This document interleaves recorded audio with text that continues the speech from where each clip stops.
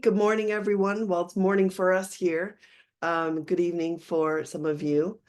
Welcome to the Birds of the World Discovery Series. I'm your host, Laura Kammermeyer, and our chat moderator is Jessica Kane. She'll be helping out in the chat.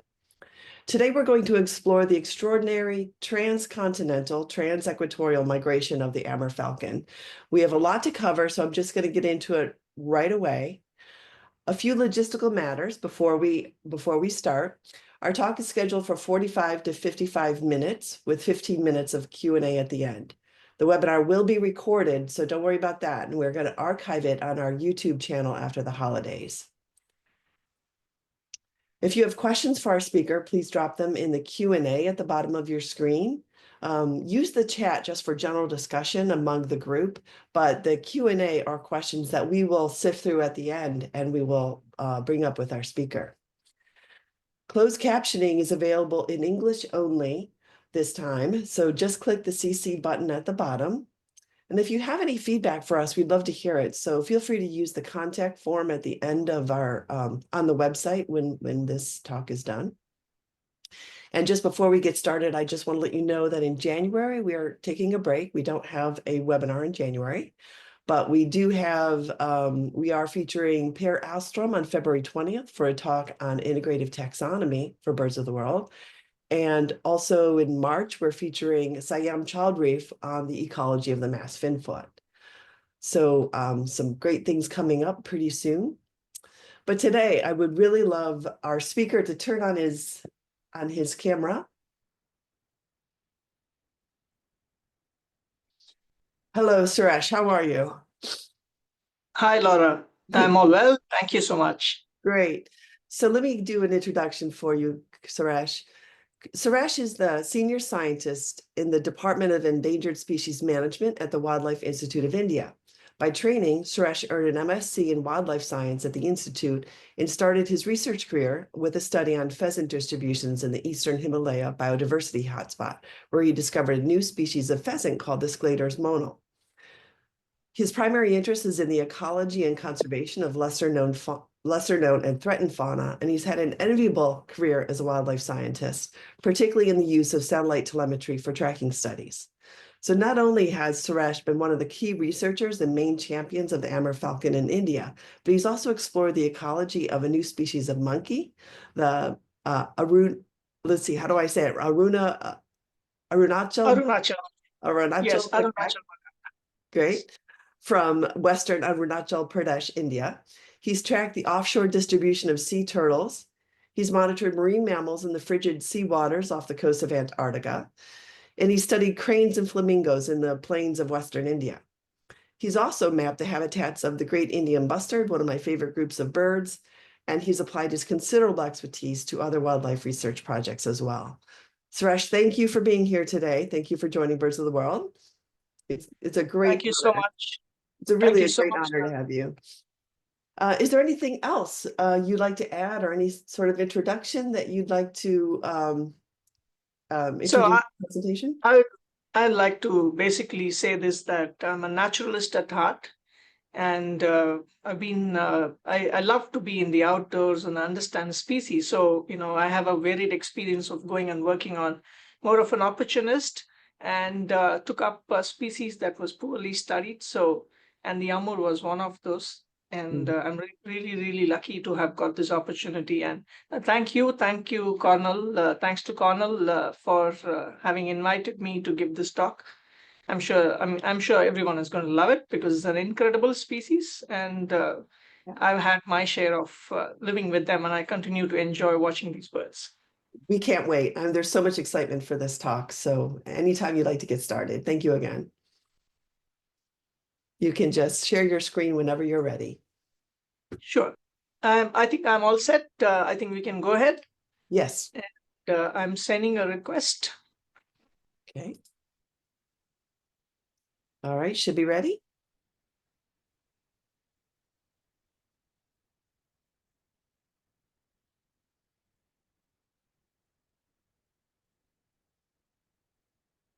Okay, now? Yes. I'm going to share the screen. I guess this is visible now. Not yet. I don't see, there we go. It's taking a moment. There we go, yes. Is my screen visible, please? It is, we see it. And now it's Okay. full. Perfect, thank you. Okay, so it's been a 10-year long effort studying the Amurs, traveling with them literally. And yes, so let me first start off my talk by showing you a video footage of what we are actually talking about. Incredible numbers that arrive in the northeastern parts of India to select locations, uh, and they're just there in thousands and thousands. We've attempted to try and count them on a few occasions, but just simply failed to do so. I've just enjoyed watching these birds. So nearly 50% of this flock, I believe, are young individuals that are coming for the first time to the northeastern India, and yet again they're going to be undertaking the oceanic crossing for the first time. We'll talk about more of that a little later.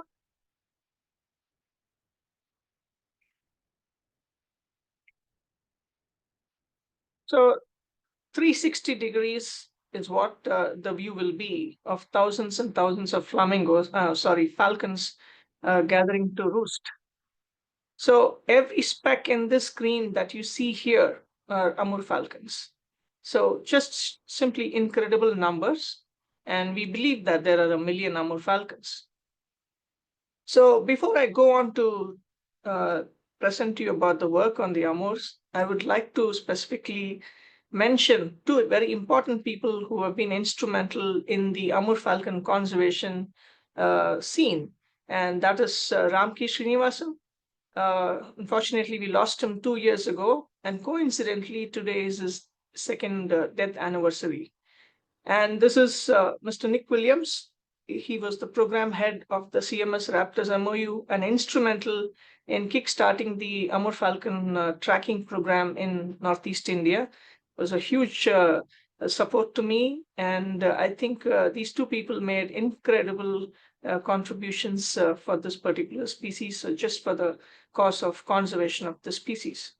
And like I told you earlier, this is a 10-year long effort. So a number of people, a lot of my students, and a lot of people on the ground, particularly the villagers and who have started to protect the Amurs, and the government officials, forest department officials, and special thanks to 4 of my Hungarian raptor biologists, friends who came over to help me to start the Amur Falcon tracking program. And then, yes, so lots and lots of people who have helped me. Just a brief intro about this species. I personally did not know about this species until about 10, 12 years ago when I started off. All that I knew was that this is a species that's a passage migrant and passes through some parts of India, and you need to be there at the right time to see it. So never in my 30-year long career until I started work in 2013, I could see this bird. However, having said that, what we always knew is that this is a trans-equatorial migrant moving between the northern hemisphere to the southern hemisphere, primarily occurring in the Manchurian steppe during the breeding season and going down all the way to southern Africa in the African Wells region. It's a least concern species, so there was not much focus on this particular bird until in 2013 when there was 2012 when there was large-scale hunting happening in the northeastern part of India, which is why we started off this work. Now now we know that these birds are incredible in that they pass through nearly 23 countries, cut across through different flyways, so connecting different flyways, and also connecting incredible landscapes, and also connecting communities who in some way or the other associate with them. So very, very interesting. And I am sure a lot of people have seen this kind of a tracking map of the Amur Falcon that we have shared over the years. And what you can also see here is that they breed up 45 degrees north latitude and go down all the way down to 30 degrees south latitude. So just for someone who would is just interested in birds, would wonder, why would this bird do something like this?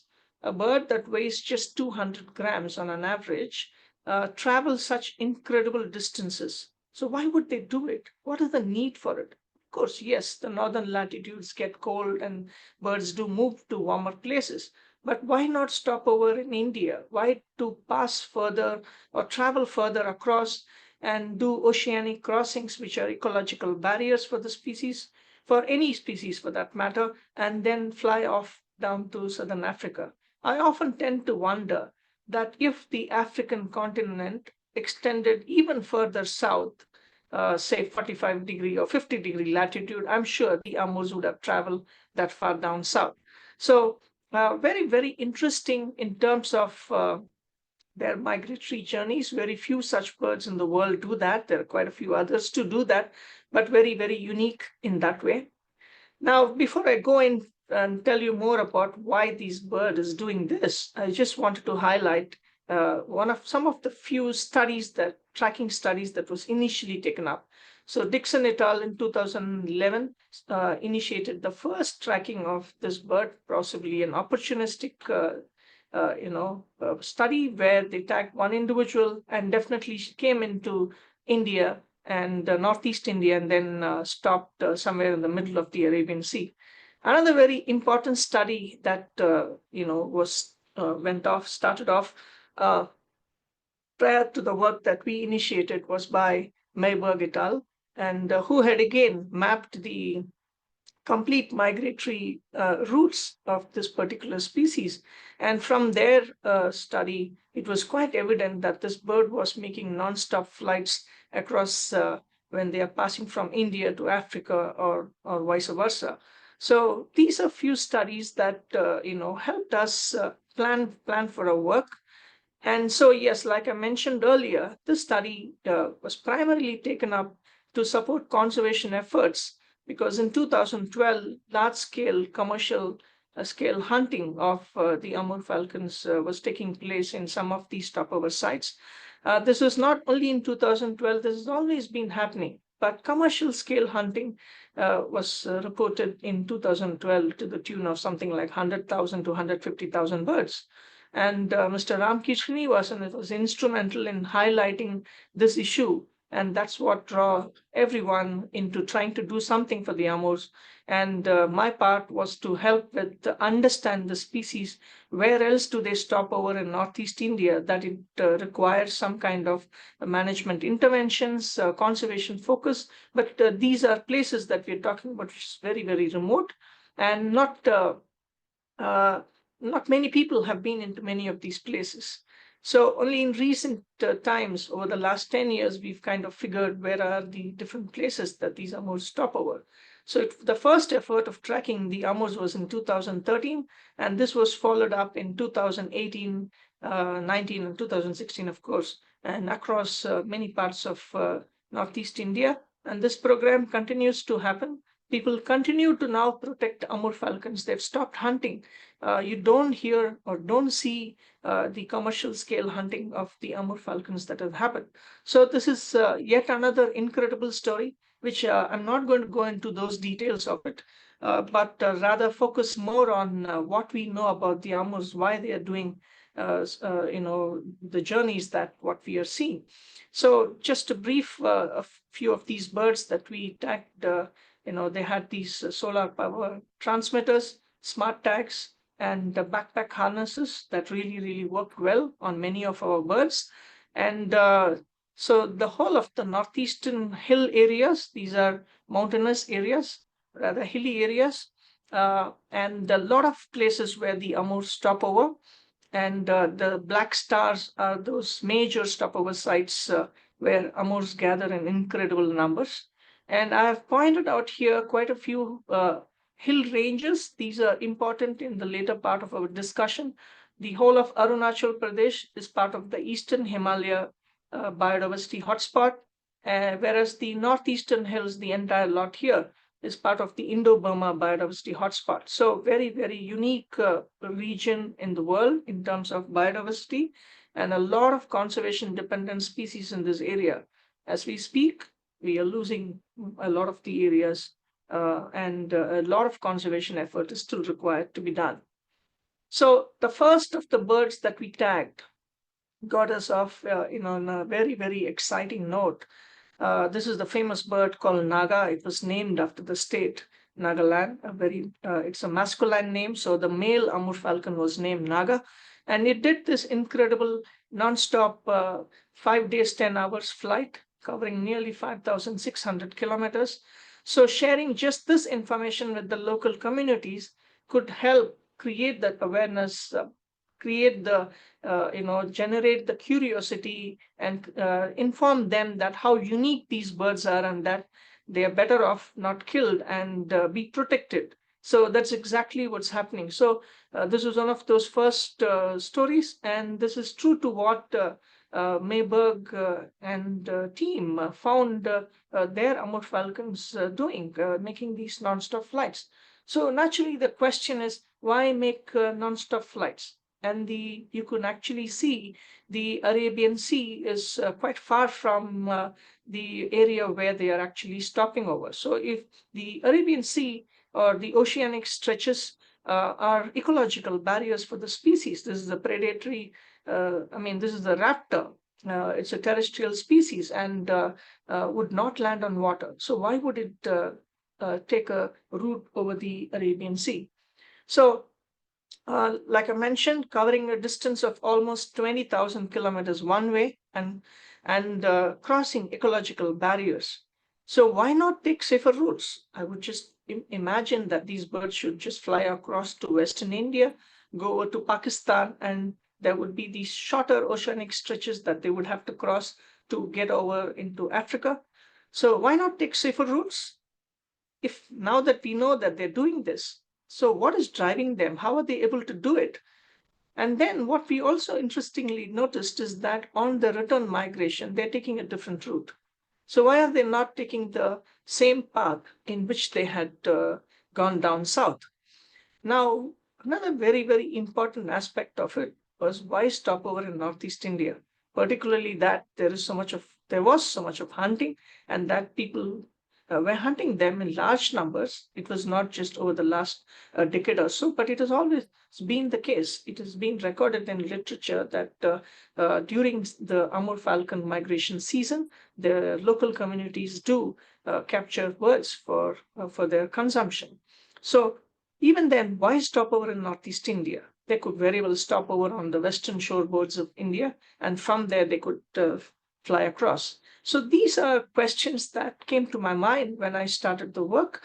And this has also been, I'm sure this is also the question with many of you, and I'm going to try and answer that. So when you collectively look at all of this, this is what I would like to say, that nature is so intertwined. And there is a lot of factors in influencing how certain species behave and how certain species respond to an environmental driver. And here, the story is all about the monsoons and termites, and of course the Amur Falcons. So they're very closely interlinked. The story is so closely interlinked, and that's exactly what I'm going to be sharing with you. I'm sitting here in Dehradun, which is not very far from the Himalayas. I'm just north of Delhi, and right now it is cold. But it's not as cold as what it is going to be in Russia or in Mongolia, thanks to the Himalayas. This is like a Himalayan, it's literally like a wall. So if you look at the Himalayan mountains, they stretch over a span of almost 3,000 to 3,500 kilometers. So literally blocking out the cold winds coming from the north. But there is something else that they do. With the formation of the Himalayas and with the upliftment of the Tibetan plateau, this alone influences the southwest monsoon formation in the Indian Ocean or further south. So this has a far global reach. So these geographic features have influenced the ocean currents in the distance. So the more hotter the northern Indian plains and the Tibetan plateau gets, the more stronger the monsoon winds would be. And so in the month of June, the southwest monsoon, which actually brings in much of the rainfall for all of India, comes in June, and its orientation is southwest to the northeast. It heads to the northeast, and because of the eastern Himalaya mountain system there and the northeast hills, these winds are completely blocked out. They cannot escape or move further to the north. And then this is also the region that receives the maximum rainfall. In fact, there are a few sites here in the Northeast Hills which receive the highest amount of rainfall anywhere in the world, and it's here. And so the Northeast monsoon is active all through those months until September, and then slowly dies off. It wanes away.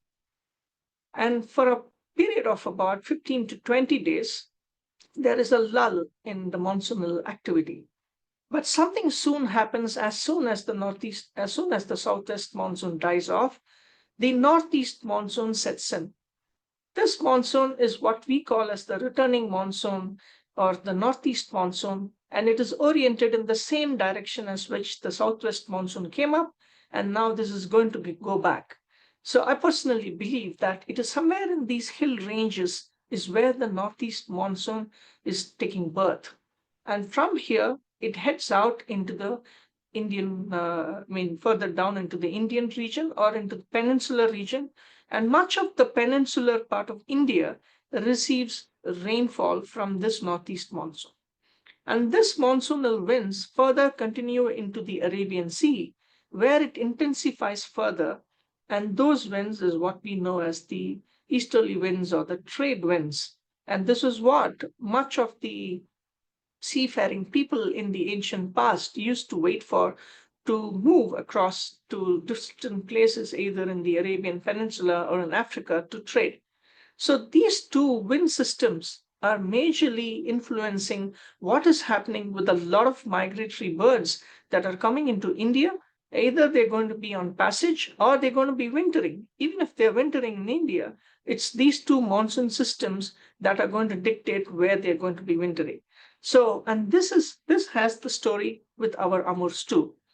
So when we look at the southbound migration, that is the autumn migration, post-breeding from their breeding grounds in the Manchurian steppe, they start off from there in September and arrive in northeast India by October.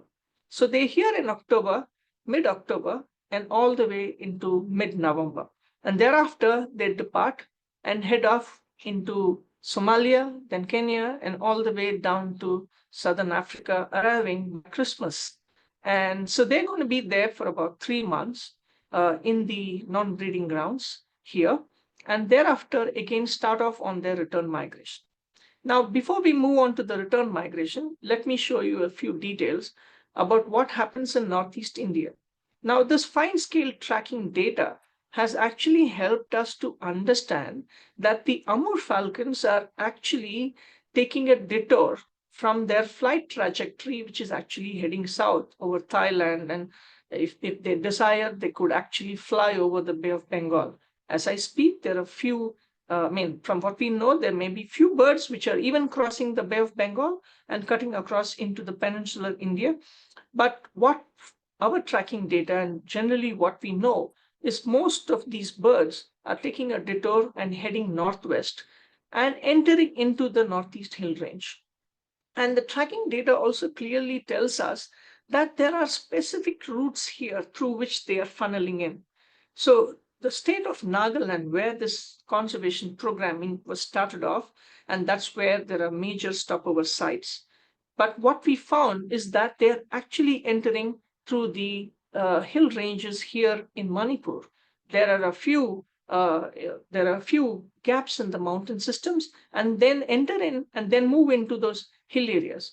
So this kind of a detour clearly indicates that they are doing this with some reason, with a specific purpose, and not just generally reorienting their passage.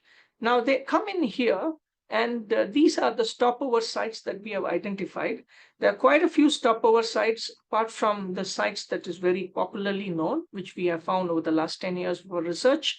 And they spend on an average 15 to 20 days and then depart. A few individuals would spend a few more days, but 15 to 20 days at this place. So the question was, are they here to just rest, given that they are coming on their long migration? And en route from their breeding grounds to Northeast India, they did make several stopover. They do stopover almost on a daily basis where possible and arrive into the Northeast India. Once they depart from here, things change. So it's between India, or for that matter, Northeast India and Somalia, where they're going to be entering into the African continent, or the Great Horn of Africa, is when they're doing these non-stop flights. So just an example, one of the birds that we tracked for 4 consecutive years, we found that bird taking almost a similar trajectory. So it was almost familiar with the route and making non-stop flights. So I tended to wonder, why not stop over along the western coast of India? There are again hilly areas here. The birds could stop over there. Having said that, there are many individuals do stop over. Not all of them do these non-stop flights. Some of them do stop over and then fly across. And yes, so try to understand, why are they doing this at this point of time? And what we could clearly see is the prevailing wind conditions. So this relates or coincides with what I was earlier telling you about the receding monsoon, or the returning monsoon, northeast monsoon, which actually kickstarts from here in the month of October. So it appears that the Amur Falcons arrive here in Northeast India, are waiting for these winds to set in, and taking cues from the right wind conditions, start off. So they are covering this distance of almost about 5,500 to 6,000 kilometers, flying non-stop at a speed of about 45 kilometers per hour. Now, they're very smart birds. Given that there are these tailwinds, their effort is only about 20 kilometers. The remaining is the tailwinds, 25 kilometers per hour speed. So very, very smart in terms of how they have evolved, or how they have, started to take these kind of routes and cut across through, the peninsular India and into the Arabian Sea. Now, this is exactly what I was trying to tell you. So the Socotra Island on the tip of the Great Horn of Africa is possibly a very, very important landmark that these birds are looking for. And let me also tell you that this is about 3,500 kilometers Arabian Sea crossing that they would have to do. So they're flying for about 3 days, 3.5 days at least, over the oceanic region.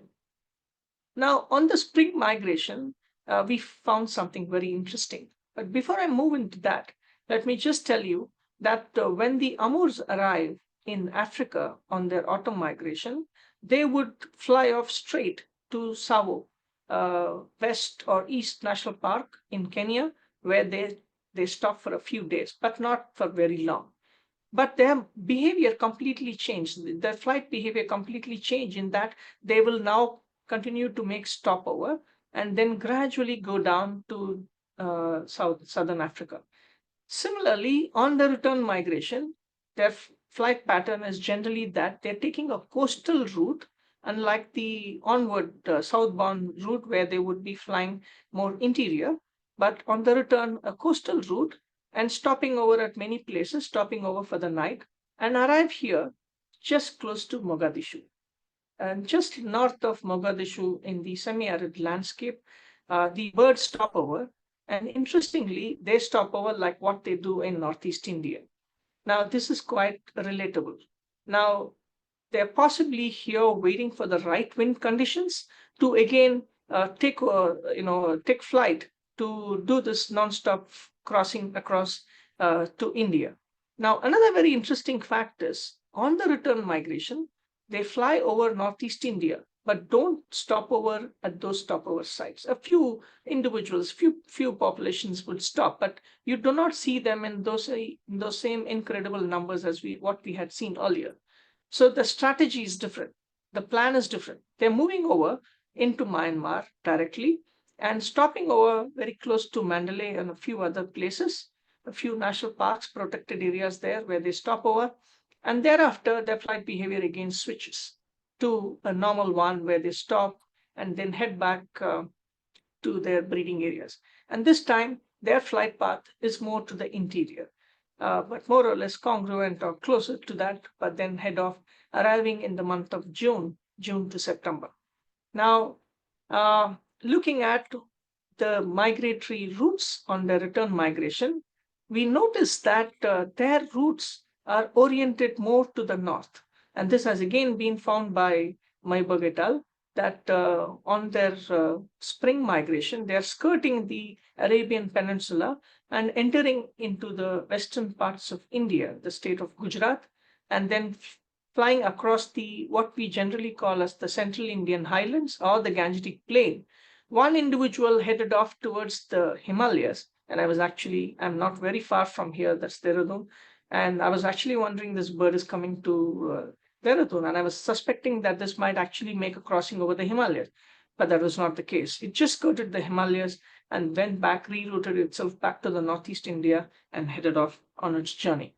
So what was happening, like I mentioned earlier, is that this is a very, very important stopover site for the Amurs on their spring migration.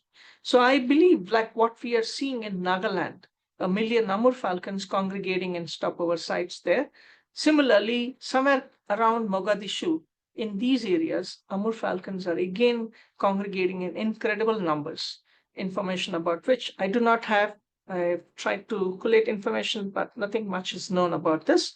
Here again, they do a stopover on an average for about 15 to 20 days. So clearly mimics that on either end of these non-stop flights, these birds are stopping over, possibly waiting, taking benefit of the right wind conditions. Now, the flight path or the crossing here is between April to May. This is the time when the monsoon, the southwest monsoon that I earlier talked about, is far down in the Indian Ocean. It is still not moved up. It's only going to be in the month of June that would set in. But there are possibly other currents that we know which are related to this, which is taking shape. And one such, the wind system,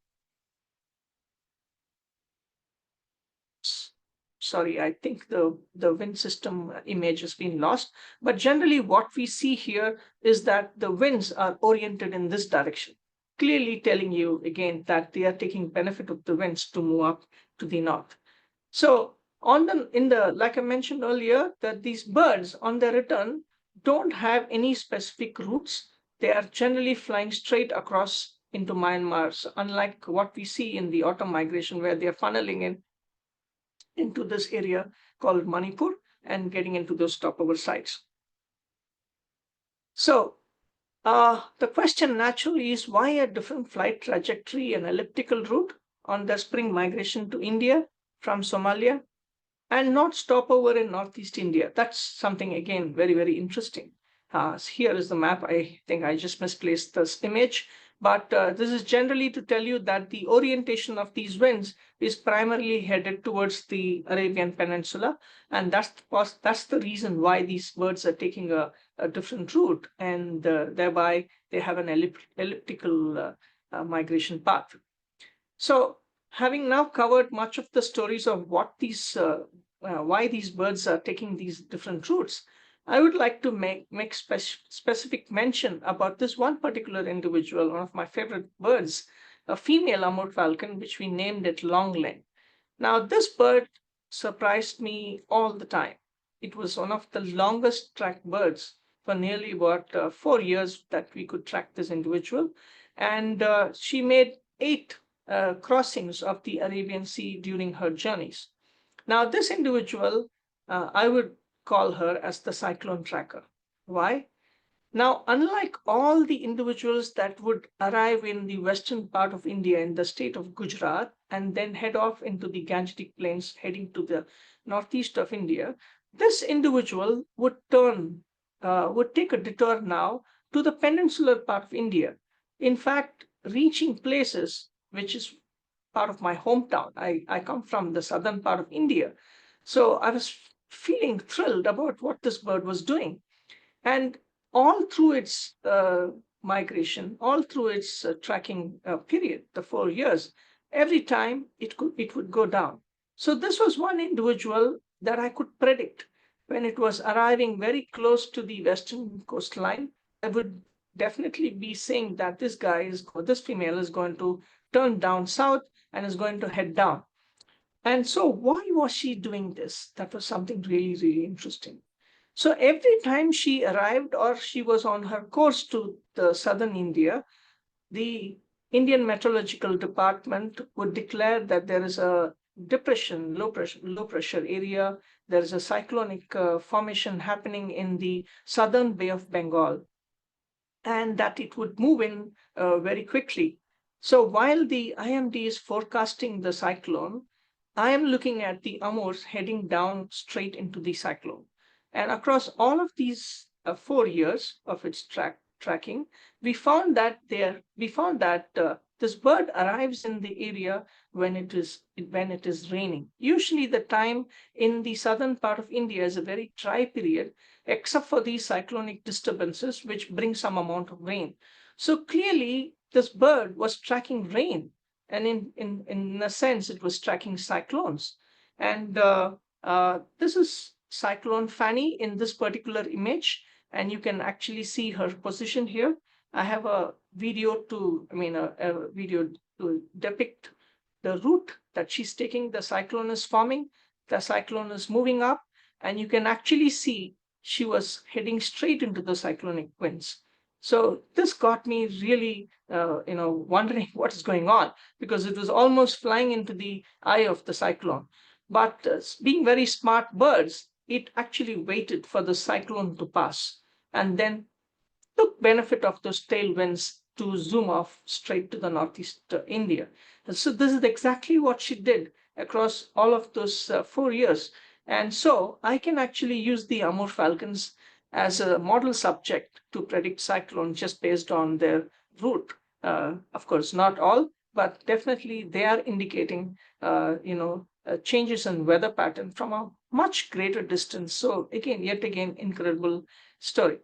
Now, this is another story of yet another bird, a female bird.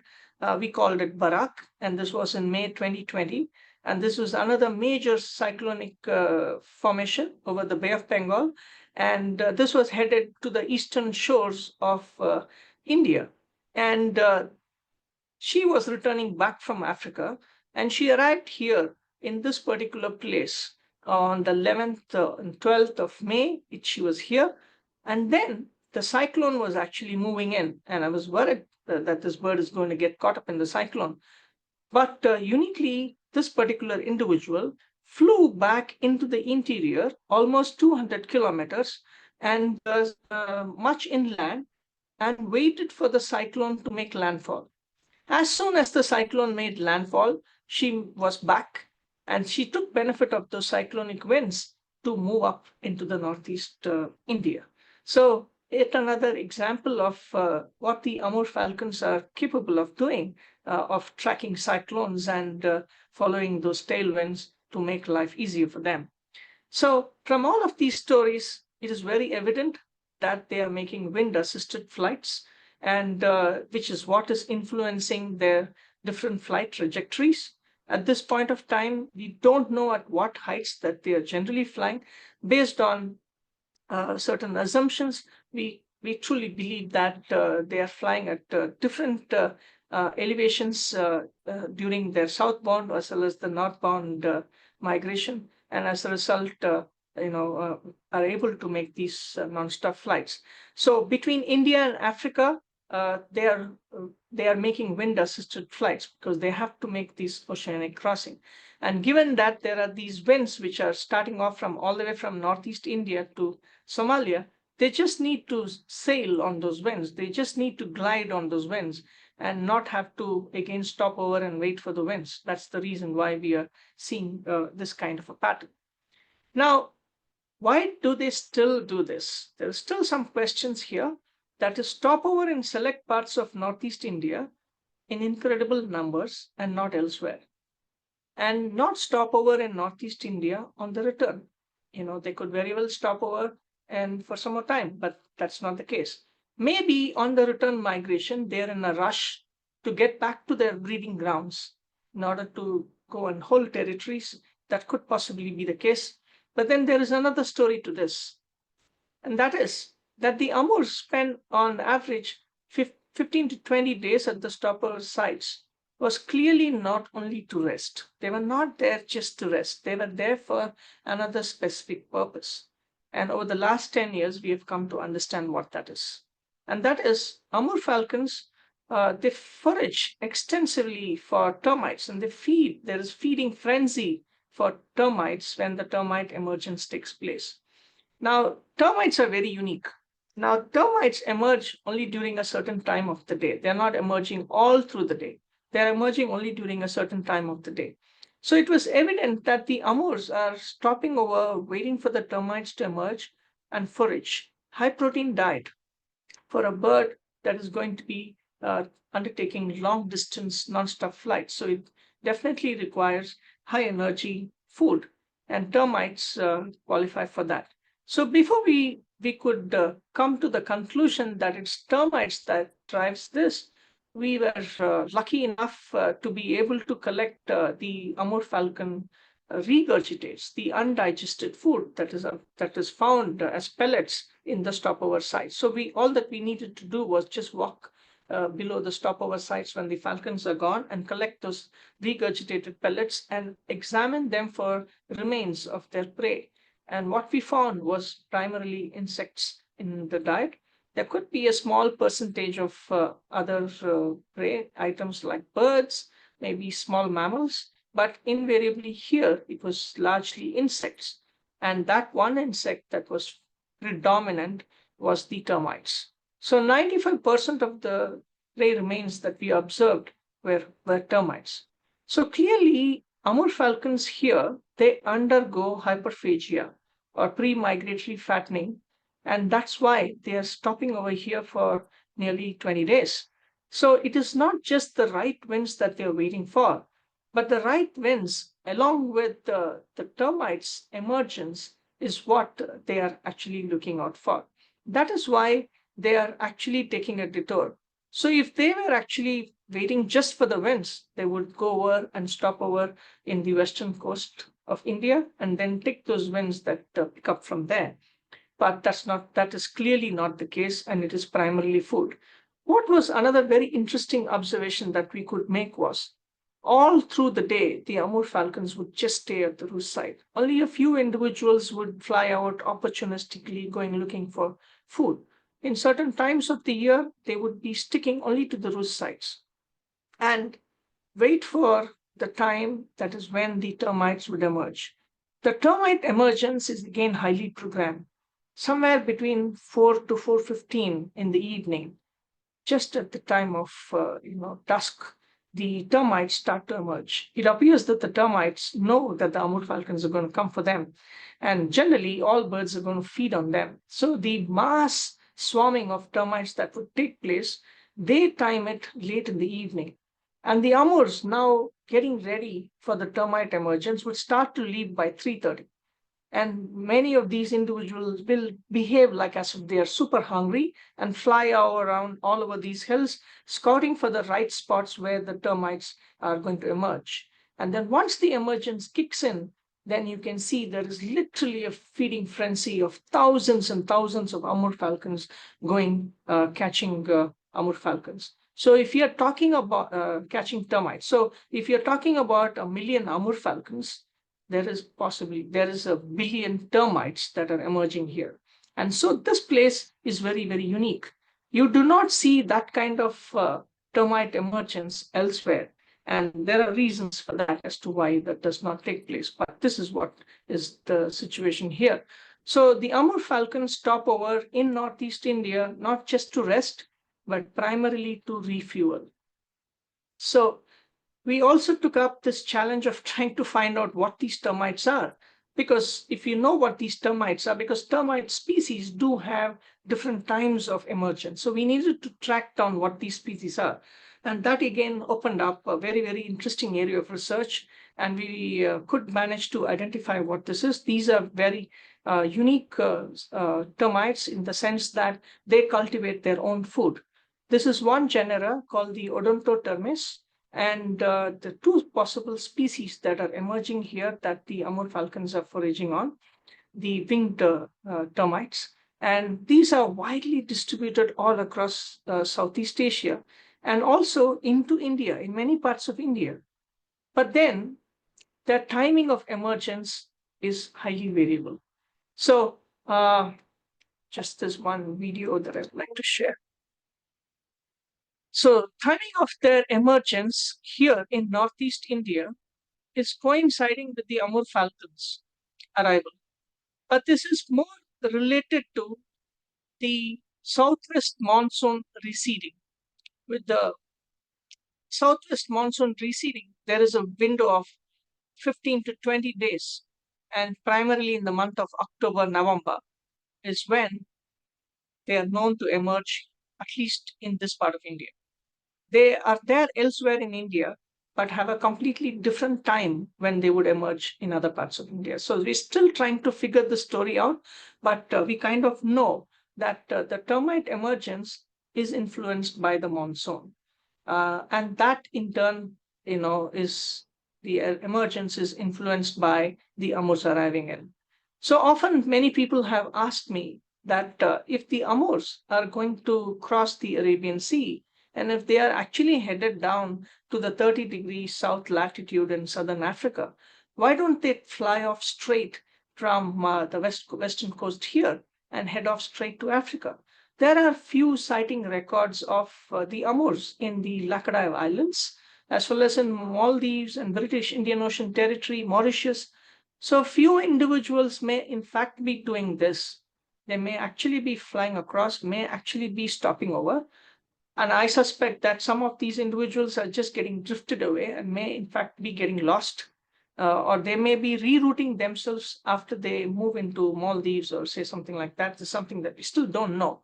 But majority of these birds are flying across, taking the shortest route over the Great Horn of Africa. And this is about 3,500 kilometers. If they had to do something like this, it's going to be 7,000 kilometers. So that would mean that they would have to fly for a longer duration. Now, why I'm saying that this is a better off strategy to take the shortest route, it's simply because that these Amurs fattening up here in Northeast India are fattening just about the threshold. They just cannot eat so much, simply be fattening up so much that they will not be able to fly across. Okay, so they have to feed to that limit, and that limit is all about the shortest route. So if they have to do the 7,000 kilometers long journey, then they have to be big. They would have to feed a lot more and do that. So talking about a situation where if these falcons are going to be doing nonstop, and we know that that's not the case. So to conclude, Amur falcons take a detour on their southbound migration to stop over in parts of Northeast India on passage migration, primarily to refuel, secondarily, or yet again taking benefit of the winds. So they have to wait out there for the winds that are going to set in. So primarily to refuel. This coincides with the emergence of termite alates, which in turn is influenced by the monsoonal rains in the region. So, which is why nature is intertwined. All of these things are so complex, so closely knit that each of them are dependent on one another. So, when I say this, I also often wonder what happens in years when the monsoon is not good. It's not a good monsoon year. What happens to termite emergence? Is there a lot of food available for the Amurs through these winged termites? If not, what happens to the Amurs? What strategy that they would adopt? I suspect that many of them would possibly perish in the Arabian Sea trying to undertake this crossing across to Africa. So we can also possibly think about what will happen in a scenario of climate change impacts on these birds. But having seen how adaptable the species is, possibly this is they probably will be adapting to it. But how is something that is still questionable. What is really something of my concern at this point of time is what's happening with their habitats presently, given that much of the landscape, there is shifting cultivation that is practiced. So there is also a question that whether shifting cultivation does benefit these birds, because there is a general understanding that in areas where there is shifting cultivation, there is a lot of termites. So we could relate to termites being, the those that convert the woody debris into, completely convert the woody debris into manure and take it down back into the soil for recycling. So how is this all related is something we still don't understand. Stopover in Northeast India during autumn passage and in Somalia during the spring passage determines the success of their open ocean crossing between India and Africa. On the return migration, when they are arriving in Northeast India, at that time there is no monsoonal activity. So, and the species that they are dependent on is not emerging. So there is no point spending time here looking for food. And now that they have crossed over the ocean, they rather move across to other sites and forage opportunistically and head off into their northern breeding grounds where food is going to become available in plenty. So so this is something that's possibly explains why the Amurs on the return don't stop over. The onset of the northeast monsoon winds over the Indian region, which becomes the trade winds over the Arabian Sea, clearly dictates the flight trajectory. Similarly, the westerly winds that come in from the Arabian Peninsula is likely influencing the Amurs on their journey back to India. So with that, I'll end my talk. Thank you for listening. Like the Amurs, which make long distance migrations, my talk was also quite lengthy. So there's lots and lots of stories still inbuilt into this, which I'm not sharing for the want of time. But thank you so much for listening to the story. Over to you, Laura. Thank you. Thank you so much. It's such a fascinating story. What what feats that one animal can accomplish. It just shows this elegant relationship among weather, birds, and termites, and insects. It just blows my mind sometimes. So yeah, we're going to start with some questions here. Do you get any solitary migrants, or they all migrate in groups? Okay, so the general tendency is that they are definitely migrating in large flocks. But having said that, there are sighting records all across India where they are also seen solitarily. Whether they are flying over the Arabian Sea solitarily or waiting for other individuals and then joining them is something that we don't know. Recently, a group of volunteers, bird watchers in Western India, in the state of Gujarat, along the coastline of Gujarat, skirting the Arabian Sea, they started off an Amur Falcon watch program and stationed at different places. They were looking out for Amur Falcons arriving in to make landfall. And so they did see a few individuals. They did see a small flocks of birds flying in, and not like thousands and thousands of birds flying over. But having said that, some of these flights are during the night, so we are not able to see. So there is definitely large flocks of birds flying across. At the same time, few individuals may also be doing it. Be interesting to know if any Navy ships or barges that cross that region might have some brief stopovers whenever the wind isn't working for them. Yes. So did you? I'm curious about the food items, of course, because they need all of that protein and that energy to be able to make the flight. Are they exclusively feeding on termites throughout their migratory route, or is it primarily in northeastern India that they're using that? Right. So what we previously knew, or popularly it's known that the Amur Falcons are timing their migration with the globe skimmer, a dragonfly, which we call it as scientifically known as Pantala flavescens. And this insect is again incredible. Supposedly, the dragonfly, which takes the longest in migration of any invertebrates, going again from the Himalayan foothills all the way down to southern Africa and then coming back. So, en route while the dragonflies are out on their open sea crossing, people generally believe that the Amur falcons could go chomp, chomp, chomp all through. Now, if that was the case, then the Amur falcons don't need to stop in Northeast India because food is going to be there all along the route, so they can just feed and go. So, but from what we see here, that the Amur falcons are stopping over and their diet primarily consists of termites, no dragonflies. That's because the dragonflies from here, the same species, also arrives here in the Northeast to breed, have long gone with the monsoon having receded. So the time when the Amurs arrive, the dragonflies are not there. The dragonflies are already somewhere in the peninsular India, and they are already en route on their passage to Africa. So I suspect that they are not relying uh, on the dragonflies for fueling their flight across to Africa. They could opportunistically forage on them. Like I just this year, one of my students based in the Laccadive Islands, he was looking out for the amurs and he happened to see them. And he also saw the Pantala flavescens there, and actually these birds were feeding on them. So I suspect that in some places, some populations could be foraging, but during their flight path, I don't think they're actually actively foraging on this. They're better off to head off straight, keep with the winds, and head to Africa. Mhm. So the importance of northeastern India to the migration is great, and it's wonderful what happened there in terms of the conservation success, where it was once hunted extremely, but now the hunting has declined, almost eliminated, would you say? Very few, it's not threatened as much in Northeast India.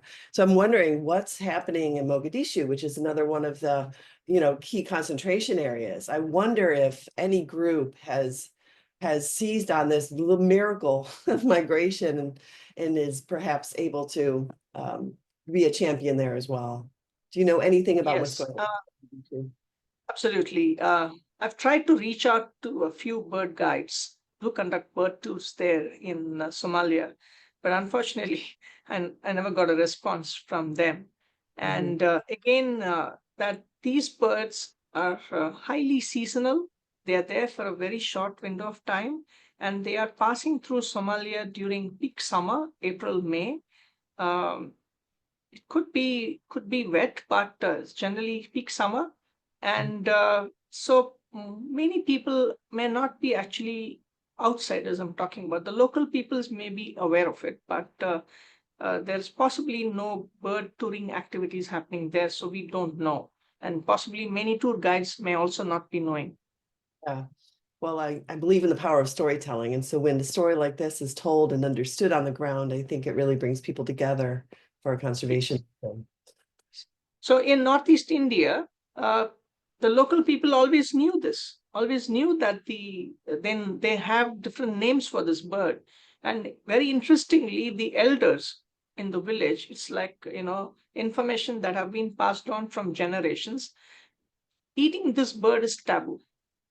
So whatever, consumption of Amur falcon that has happened is fairly recent, or select communities in select areas have relied on this bird during that particular season. But much of whatever that we see is recent. So the elders have told the people that anything that comes in large numbers you should not touch. I think this is something to possibly warn them of diseases and things like that. Mhm, Yeah. mhm. Interesting. Was it food scarcity that led to the consumption of these birds? Uh, uh, it was not about food, but generally a means of making additional income, you know. So Mhm. there is a market, there's people would buy it. So you could actually sell them. So the commercial scale hunting that happened in 2012, and so possibly over the last 2 decades, people can go and get these birds from the market. Otherwise, few local people would hunt them for their own consumption or share it amongst the community. Mhm. So I don't think this commercial scale hunting has been happening for a very long period of time. It's fairly recent, and it was just a way to generate additional income. Generally, people are poor and totally dependent on their land. And in an era where it is cash-based economy, things have completely changed. In not only here in Northeast India, you will agree with me, even whole of Southeast Asia, or for that matter, and whole of Africa, cash-based economy is driving hunting of wild animals and birds. Sad. Somebody would like to know what would be the weight difference after they arrive in Northeast India and fatten up during their break of 15 to 20 days. Okay. So in my initial years, when I would be visiting some of these remote villages here in Northeast India, and also chat up with the hunters who used to catch them, or who caught them, to know about the Amur Falcons and where they would roost and things like that. So one thing that they would clearly tell me, that these birds are not good to eat when they arrive because they're very lean. You have to wait for them to fatten up. So they hunt the Amurs towards the later part of their stopover period. And so they are definitely gaining weight. So how much they gain weight is something that we really don't know. We have not captured birds early in the season, captured birds later in the season, and taken measures of the fat score of these birds to know that.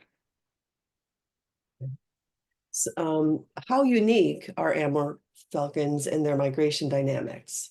Are there other species that do? Sorry, Laura, I couldn't get you.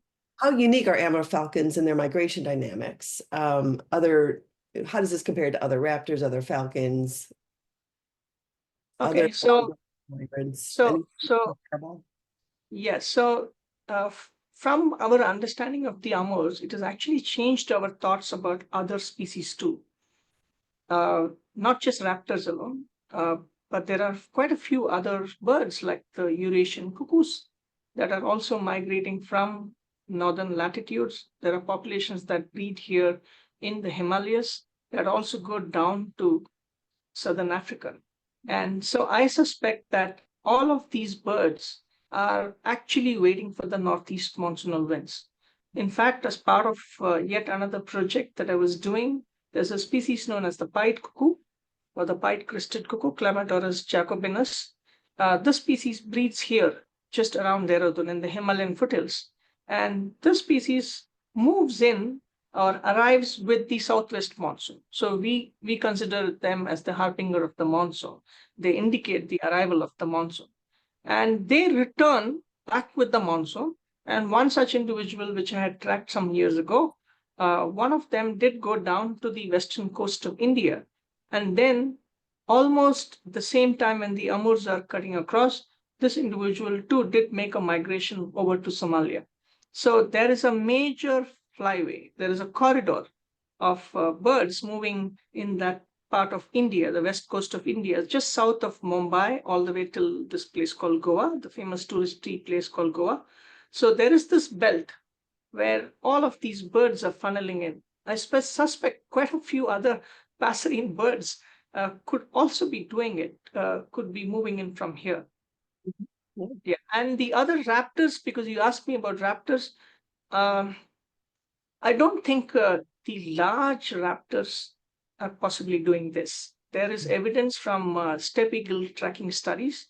The steppe eagles come into the state of Gujarat, and from there they are taking a more land route over to Pakistan, and then further off trying to enter into the Arabian Peninsula. So larger bodied birds, I suspect they are not doing this. And they're probably taking a much safer land route to go across. Other falcons, the lesser kestrel, we know very little about. Again, they are moving in through the northeast. It's a passage migrant to India. some individuals could be resident here too in India. We don't know much, but I suspect they are also flying with the Amurs going down to South Africa. I think there could be few other falcons that could be doing this. Let's see. What competition would the Amur Falcon have as far as food is concerned in these stopover areas? So I think they're super abundant, and when they are there, and so they simply don't face any kind of competition. But when the Amurs start to forage on feed on termites, at that time you could see a lot of other birds to feed, like the rollers, the Indian roller, and a few other birds. Just every other resident bird also takes to feeding on the termites. But I don't think in the stopover sites there's any competition for the Amurs. But since we are talking about food, Laura, I'd just like to make everyone aware here. Um, the Amurs are generally known as insectivorous raptors, but they are definitely switching diet.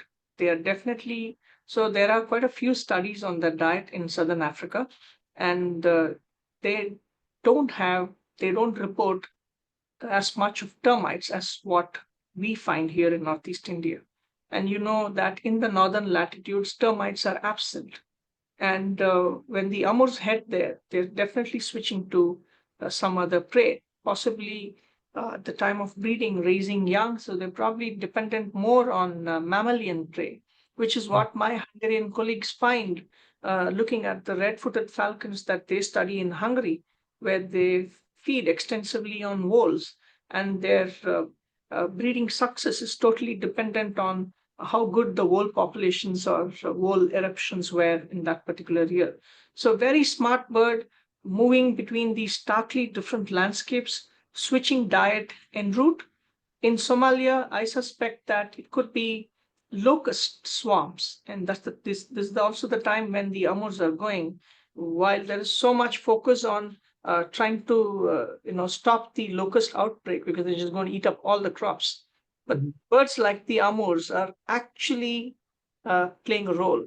They're possibly feeding extensively on locusts, and same could possibly be happening in northeast China and Mongolia, where they could be where they are there. There could be locusts too to breed. I mean, to feed on them. Speaking of the other falcons, do you have any views on the joint wintering but separate summer range of the red-footed and the Amur falcon? Any observations or thoughts of different food or winter rangings or habitat for the red-footed and Amur falcon? So unfortunately, I've not had the opportunity to go look for the Amurs in Southern Africa. Hopefully someday I'll do that again, same with the northern latitudes. But my Hungarian colleagues have been having their projects happening, looking for the red-footed falcons, and very, very interesting in terms of their migration pattern. Many of the audience, you might also know that these were treated as two different subspecies, but now they're full species. So the red-footed falcons are stopping over in southwestern part of Africa, so mostly in Angola and Namibia, whereas the Amurs are segregating themselves, sticking more to the eastern parts of southern Africa. So they're more in South Africa, Botswana, and Zimbabwe. And there is possibly an area where they do overlap. My Hungarian colleagues have in fact seen Amurs and the red-footed together, but when it is time for them to breed, they go back their respective ways. All right, any other questions here? Somebody wanted to know about the technique. Do you recover their GPS loggers? I'm curious to know what is the lifespan of the birds? And then do you recover the GPS loggers? What is the recover rate? And does it give any locomotor activity data? Okay. So we are currently not able to deploy GPS loggers on them because you really don't get loggers that are of that size that we require. Because like I mentioned, these birds are less than 200 grams. So we are ideally looking for transmitting units which are in the range of less than 5 grams weight. So the ones that are deployed on these Amurs are 5 grams, from this company called Microwave Telemetry, super smart tags. They have solar panels, so the battery is highly reduced, so it keeps getting charged, and these birds are constantly on the air, so it keeps getting charged. So at this point of time, there is the technology is still not available for us to deploy GPS tags on them. Even if those GPS tags are there, then you would have to retrieve them.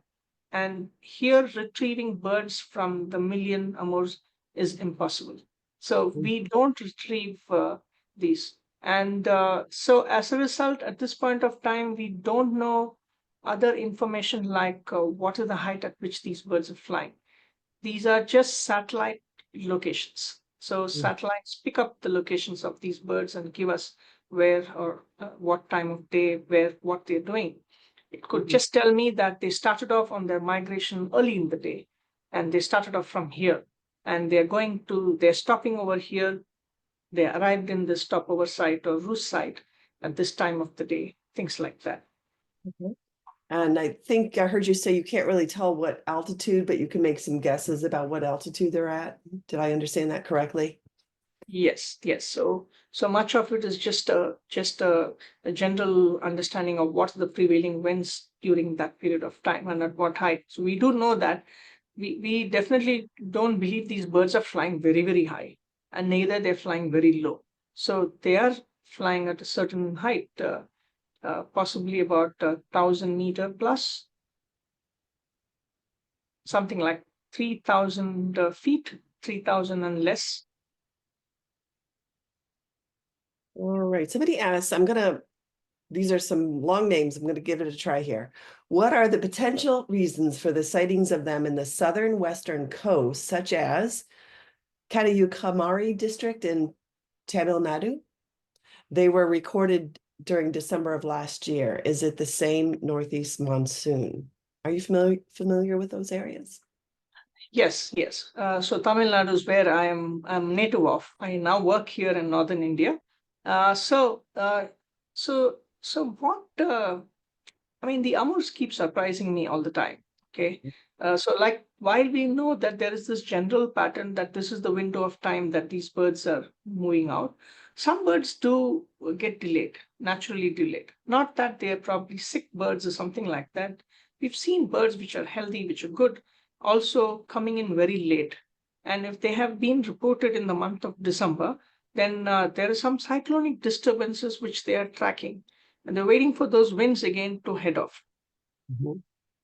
Some birds possibly do make mistakes. I'm again saying possibly, we don't know. So I'm saying this based on the trajectories. While they are supposed to be heading off towards the northeast, they are just sailing up to the north and then making a course correction much later. This is primarily because they are in those wind systems which is just taking them up. And so some birds potentially likely make mistakes, and a lot of young individuals will be making mistakes. So we did tag one young individual to see whether it can make it. Unfortunately, we lost it, just after it went off into the Arabian Sea. So I suspect that young individuals may be dying. There's always that. So I think I'll end on this question. I always like to just return to conservation, and it's such a challenge to conserve a bird over such a broad region. What do you think can be done? What can people do? Where can we bird? Where can we record birds? Is there any type of support that we can provide to keep an eye out on this as humans across its range? Okay. So I think possibly I'll share this with you that the Amur Falcon conservation story here in India is one of the biggest success stories. And I would also, not just because I'm involved in it, I truly believe that is one of the biggest conservation success stories. And there are lots of challenges, but we're still managing to have local communities supporting this cause. So one of the reasons is getting the people to speak to one another, network. So it's all about partnerships. So we've tried to create an umbrella of those individuals. We are looking for those individuals who can make a difference. So in much of the Northeast India, it is community governed. The government is there, but all of the decisions are taken by the communities. So getting the community leaders connected with one another, and getting them all to speak to the community about, so they're literally like your ambassadors. So we've been able to create that. And there are such fascinating, interesting stories about this bird that we are able to influence them through these individuals. And so partnerships are very important.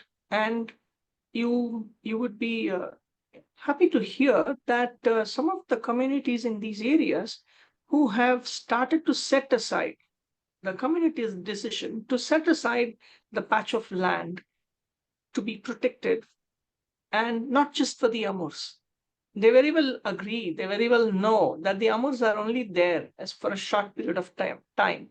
So if the Amurs have brought so much of accolade and so much of interest from outsiders about their land, why not protect these areas for other birds too? So some of these people have actually declared their areas as biodiversity conservation areas, and which is now come to be recognized by the government. So the recognition is there. The challenges are, I do not want to make it simplistic. I do not want to romanticize this. But the truth is that there is a lot more hand-holding that needs to be done for these communities, because they need to see the benefits of protecting this land. I try to tell them that these are important watersheds. You need to protect these watersheds, and in turn, it will protect what that is there. So we need to emulate this across other parts of the species range. You can actually connect the Somalians, you can connect the Kenyans. And so whenever I do get an opportunity, I do talk to people from all of these places, tell them these stories and get them connected. So yes, it's a completely different ball game. We need to have a team to constantly do this. But it is possible with the Amur. So I'm sure it is possible with many other species too. Does there happen to be a formal working group for this species yet? There is no formal working group per se, but under the Convention for Migratory Species, there is a Raptors Memorandum of Understanding. So there is this group who focus on all raptors in the world. So, looking at what is the current threats and assessing threats. And then this group actually acts as a platform between scientists and policymakers. So yes, and also promote community-driven conservation. So these group is not about funding projects and things like that, but they're a very important group to influence state parties who are signatories to the Convention for Migratory Species. In fact, having said this, let me just tell you the story. In 2012, when the Amur Falcon, hunting was happening, the commercial scale hunting was happening, and then Ramki and team and many other people, conservationists from Northeast India, from Nagaland, started voicing this, started writing letters to the government. And then there was this one big letter came from the CMS, Convention for Migratory Species, to the Union Minister of Forest, asking him to do something, that we are a signatory to the convention, and that we do have to take responsibility for protecting migratory birds. So that got me involved. I work for the government, so that's how I came into the picture. And so we needed to show something, we needed to take some action. So this is like a working group, but a platform where they're able to influence majorly in certain policy level decisions.